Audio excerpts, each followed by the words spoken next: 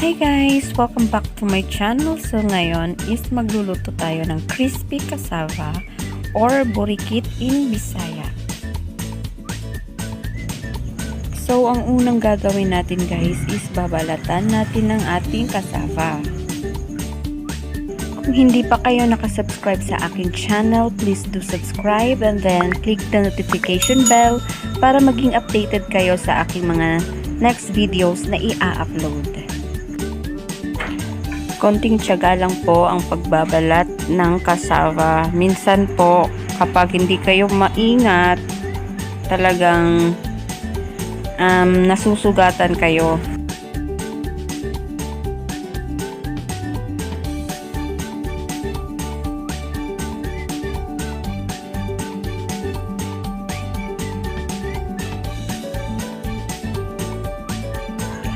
Pagkatapos pong mahugasan, kukudkurin na natin siya guys. So mano-mano tayo nito kasi wala tayong kilingan.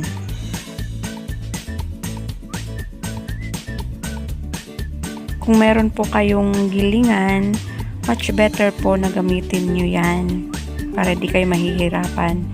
So guys, let's proceed sa ating gagamitin. Ito pong dahon ng saging and platito po, maliit na plato, and baso po, at saka plastic po na gamit hindi po yung plastic mong kaibigan. Kukuha ka lang po ng maliit na cassava at ilagay sa dahon guys, and then ipa-flat po lang siya dyan.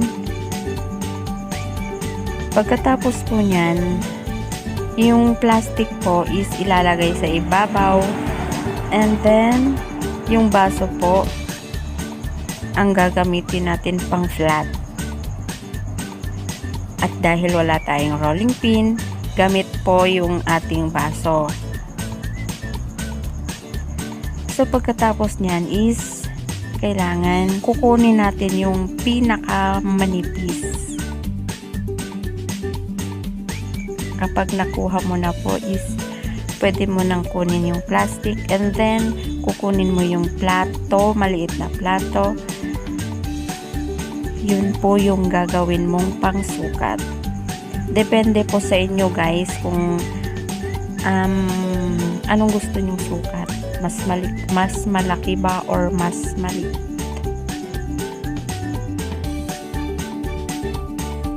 So ayan na guys.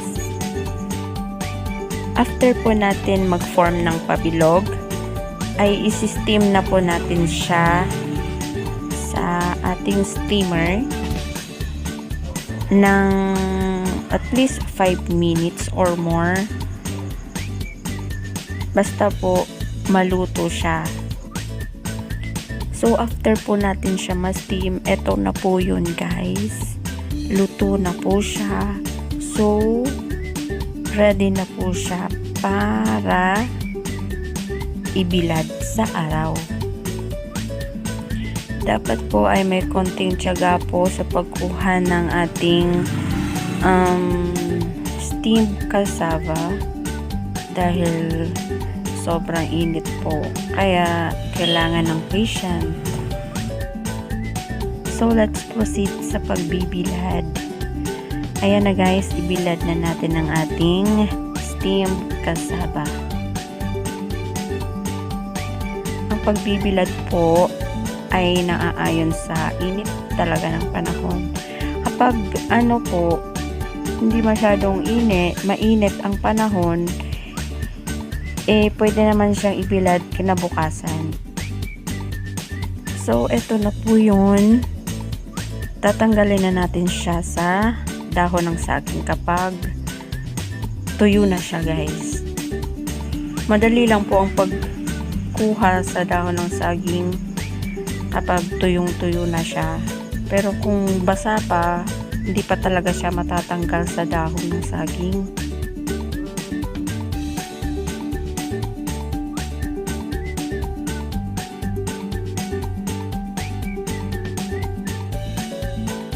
So, ayan lang guys, napakadali lang pong gawin.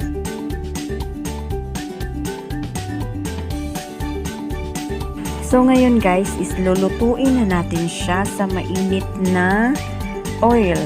Dapat po mainit na mainit talaga. So ganyan lang po. Patutuluin lang po para mawala yung oil, yung excess oil. So ayan.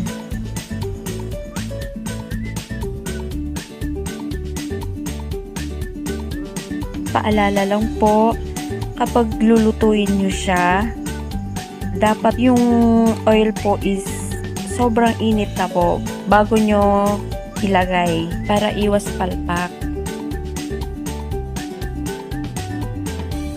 Kung hindi pa kayo nakasubscribe, please do subscribe and click the notification bell para maging updated kayo sa aking mga next videos. At ito na po ang ating crispy cassava. Thank you for watching.